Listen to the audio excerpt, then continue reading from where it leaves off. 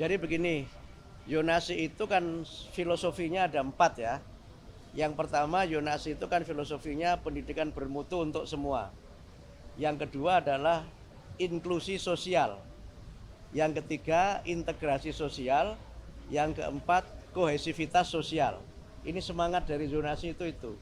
Sehingga mereka anak-anak ini bisa belajar di sekolah-sekolah yang dekat dengan rumahnya. Yang kedua, anak-anak dari berbagai kelas sosial itu juga bisa belajar di sekolah yang sama. Sehingga tidak ada segregasi antara, mohon maaf, misalnya anak-anak dari kelas yang mampu dengan tidak mampu. Atau saya sering gunakan bahasa, tidak ada segregasi antara yang elit dengan yang alit. Karena itu ada inklusi sosial di situ. Karena zonasi itu kan pakai empat kriteria. Yang pertama domisili, tempat tinggal. Yang kedua prestasi, yang ketiga afirmasi, yang keempat mutasi. Jadi dasarnya kan itu. Domisili tentu mereka yang tinggal terdekat dengan lingkungan sekolah itu.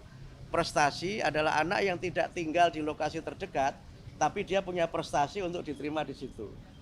Yang ketiga, afirmasi itu untuk 2 kelompok. Pertama kelompok dari keluarga kurang mampu, yang kedua dari kelompok difabilitas. Nah, mutasi itu adalah anak yang mutasi karena mengikuti tugas orang tuanya. Sehingga dengan 4 kriteria itu, nanti kami akan sempurnakan lagi prosentasenya akan seperti apa.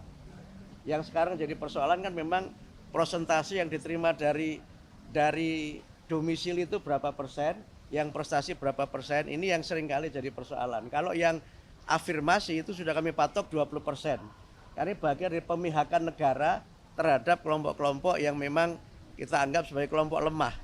Ya, kelompok yang memang secara ekonomi memang lemah dan memang secara fisik dia kelompok-kelompok difabel.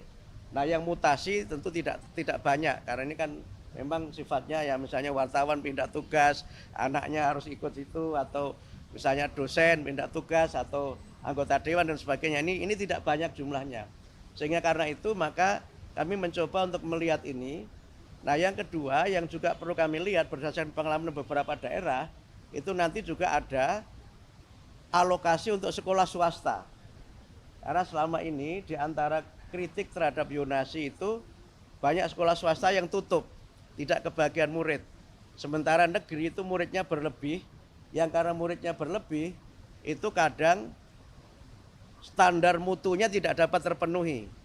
Karena rasio guru dan murid menjadi tidak seimbang, sarana dan prasarana juga menjadi tidak dapat tersedia dengan sebaik-baiknya. Nah, berbagai kelemahan ini sedang terus kita pelajari dan kami perdalam sehingga mudah-mudahan pada tahun pelajaran 2025-2026 itu kami sudah bisa menerapkan zonasi dengan sistem baru yang kajiannya terus kami lakukan dan keputusannya nanti dalam sidang kabinet.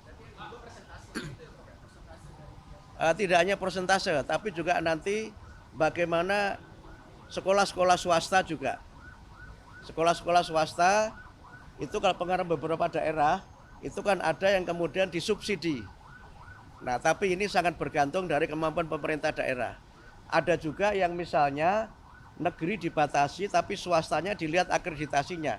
Nah, ini nanti berbagai skenario dan praktek baik yang ada di provinsi-provinsi itu yang coba nanti kita perdalam lagi dan nanti kemudian akan kita ambil kebijakan zonasi sehingga ya dapat mencapai 4 idealisme tadi itu.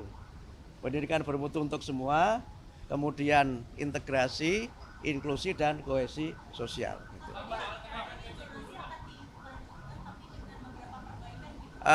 Menunggu sidang.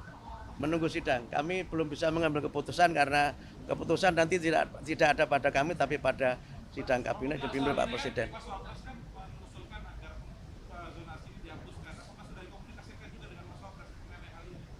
Kami belum bertemu dengan Mas Wapres soal ini. Kami baru menyampaikan pada Pak Presiden karena kami sudah memang sudah menyampaikan untuk bertemu sudah cukup lama dan minta beliau untuk hadir di acara puncak Hari Guru itu. Gitu ya.